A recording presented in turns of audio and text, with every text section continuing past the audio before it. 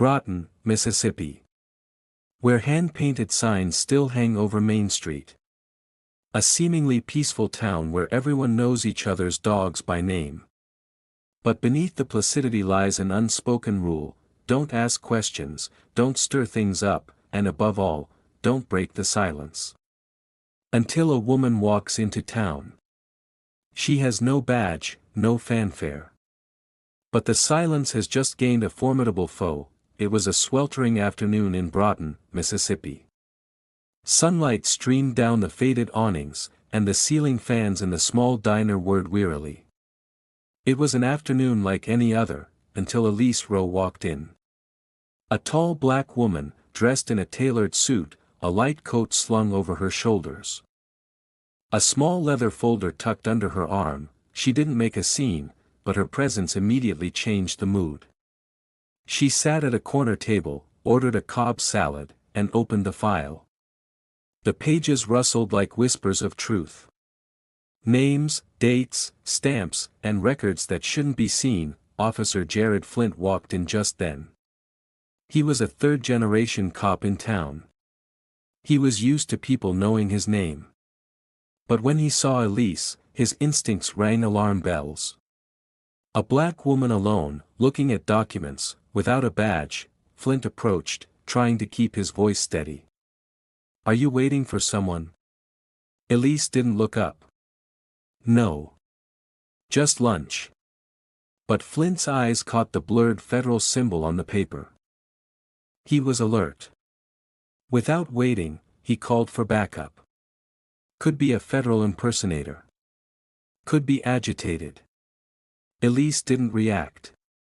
She gently closed the file and pulled out a badge, nothing big, nothing flashy, just for him to see. "It's true. And I'm here to arrest your boss." No one in the diner dared to speak. A white couple moved tables. The manager glanced at his watch. Elise stared at Flint. "Your intuition is not the law." He opened his mouth to argue, but couldn't find one. Elise set the file down on the table, neatly, as if serving justice with her bare hands. Inside, evidence, reports, and a list of names of people who had been hurt and who no one cared about. Sheriff Dale Crum walked into the diner with the air of a boss. He glanced at Elise as if she were a joke. "You think you're a Federalist?" He sneered. Elise didn't argue. She pulled out the indictment, the arrest warrant, and a thick file detailing the wrongdoing, wiretapping civilians. Deleting data from police body cameras, using slush funds to intimidate witnesses. Crum was still laughing, until the door to the bar burst open. 3 U.S. Marshals walked in. The waitress was filming. A teenager in the corner was filming too. Crum jerked his hand away, but the officers were faster. He was knocked to the ground and handcuffed in the middle of the day. No one spoke. Silence was no longer complicity, it was collapse. Flint watched, stunned. His loyalties were now caught between two fires. Elise said nothing. She had seen this before, when a system thinks it is the law, and the law itself overthrows it. After the arrest, Elise sat in the cafe, sipping cold coffee. A boy approached and whispered, "You were the first one to shut him up." Elise just nodded. Sometimes justice doesn't need cheers. It just needs someone who isn't afraid to stand up. After Crum was arrested, Elise met Flint in a small conference room at the police station. No yelling. No threats. She just slid a file across the table. Inside were the recording he'd ignored, the video that had been deleted after Flint's shift, and an audio clip, "Stop resisting." "I don't, sir." Thump.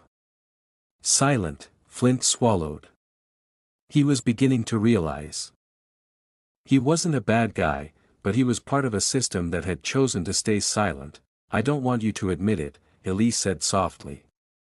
"I want you to remember. Because only when you remember can you change." Flint protested weakly. "I just followed. And that's why it's lasted this long." Elise leaned in. I'm not here to destroy. I'm here to hold up a mirror to you. In that moment, Flint found himself, a cop who had forgotten why he wanted to serve in the first place. He fell silent, for the first time for the right reasons. Flint agreed to cooperate.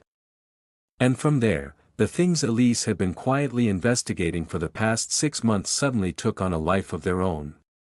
He told of how higher-ups had ordered increased patrols in black neighborhoods. How whistleblowers were sent to the night shift without support, how promotions were negotiated with silence. News of Crumb's arrest spread across the country. The media swarmed. The Federal Oversight Board requested an open case. Elise stood quietly in the background, letting the facts speak for themselves. People in the town began to tell their stories. A store owner was harassed for not offering discounts. A mother whose son was unreasonably restrained. A former police officer resigned after being asked to delete the recording. They were all silent, until someone stepped in and proved silence is not mandatory. Before Elise left town, Flint found his way to the station. He was no longer in uniform. No badge. Just a man with a sad look in his eyes. I just want to say I'm sorry, he said. Elise looked at him. Don't tell me. Tell the next person who's afraid to eat lunch alone. Say it with your actions. When no one's looking. He nodded slowly. For once, he didn't protest. Just listened. On the train, Elise opened her old notebook. She wrote, "File closed." Then another line, thin and slanted, "Sometimes the most dangerous threat is the silence we have learned to live with." The town of Brotten faded behind the glass. But Elise's gaze remained, for those who dared to speak up, and for those who finally listened.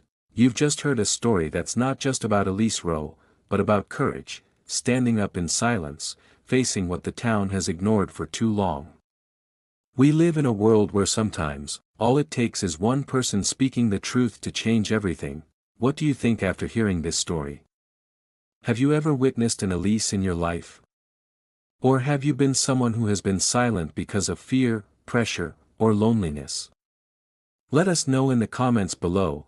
We'd love to hear from you, and if you feel this story deserves to be shared, please do share this video, press like and subscribe channel. Join us in continuing to tell the stories that need to be heard, because sometimes, all it takes to change a system, is one person who dares to break the silence.